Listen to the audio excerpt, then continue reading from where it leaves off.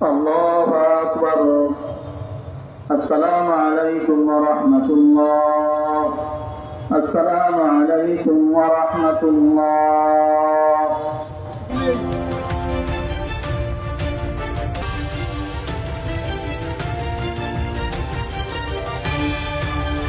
এই ধরনের নৃশংস হত্যাকাণ্ডের তীব্র নিন্দা এবং প্রতিবাদ জানাচ্ছে। পাশাপাশি যে এই ডাকে গ্রেফতার করা হয়েছে সেটা অবশ্যই হত্যা করেছে, কিন্তু একক ব্যক্তির পক্ষে ভোরবেলাও না, সেটা সকাল 9:30 একক ব্যক্তির পক্ষে 3 জনকে হত্যা করা কোন অবস্থাতেই সম্ভব নয়।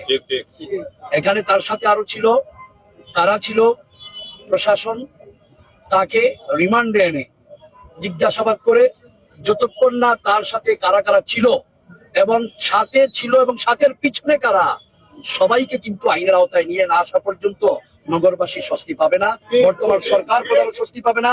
এবং এই সিলেট নগরীর যিনি এমপি, যিনি মন্ত্রী এবং 2 জন মন্ত্রী সহ আমরা কিন্তু শান্তি পাবো না যতক্ষণ না এই সত্তার সাহেবের প্রকৃত খুনিদেরকে আইনের আওতায় নিয়ে আসা হয়, ততক্ষণ পর্যন্ত আমরা শান্তি পাই। এবং শুধু শান্তি নয়, আমরা এই ব্যাপারে আমাদের মাননীয় বাণিজ্য শিল্প পাট বস্ত্র দায়িত্বপ্রাপ্ত মন্ত্রী এবং আমাদের প্রবাসী কল্যাণ মন্ত্রী এবং আমাদের আরেকজন পররাষ্ট্র বিষয়ক উপদেষ্টা হুমায়ুন কবির সাহেব সহ 3 জনই মন্ত্রী থাকা অবস্থায় কেন প্রশাসন বাহির করতে পারবে না?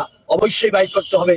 প্রশাসনকে শাক দিয়ে মাছ ডাকার যদি চেষ্টা করে তাহলে প্রশাসনের জন্য সুখবর আসবে না, সেটা শুভনীয় হবে না। এই জন্য আপনাদের মাধ্যমে আমি প্রশাসনের পুলিশ কমিশনার সহ সকলের প্রতি উদারতা আহ্বান জানাবো। সিলেটের পুণ্যভূমিতে অতীতে এই ধরনের কোনো কিছু, আমার বয়স্ক এখানে আরো যারা আছেন, এই ধরনের কোনো ঘটনা ঘটেনি। সত্তার সাহেব একজন ব্যবসায়ী এবং উনি সাবেক চেম্বারের পরিচালক ছিলেন। এই ধরনের একজন মানুষকে হত্যা করা হবে, ঘরের মধ্যে ওনার স্ত্রীকে, গৃহ পরিচারিকে, তাহলে মানুষ থাকবে কিভাবে? এবং বিশেষ করে আমরা অবশ্যই একটু মর্মাহত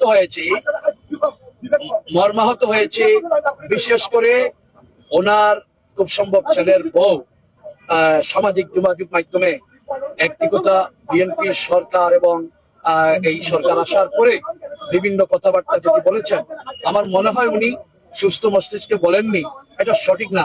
যেই সরকার বিচার বিভাগকে স্বাধীন করেছে, আইনের শাসন প্রতিষ্ঠা করার জন্য দিন রাত আমাদের মাননীয় প্রধানমন্ত্রী জনাব তারেক রহমান কাজ করছেন, এদেশের মানুষের নিরাপত্তা দেওয়ার জন্য কাজ করছেন, এদেশের মানুষের মুখে হাসি ফোটানোর জন্য, যেখানে ফ্যামিলি কার্ড, কৃষক কার্ড, স্বাস্থ্যসেবা কার্ড সহ শিক্ষা ব্যবস্থা, স্বাস্থ্য ব্যবস্থার কাজ করছেন, আইনের শাসন প্রতিষ্ঠিত করার জন্য 70টি বছর এখানে বিচার বিভাগ স্বাধীন ছিল না এবং প্রশাসন নিরপেক্ষ ছিল না, যেখানে অহরহ গুম হয়েছে।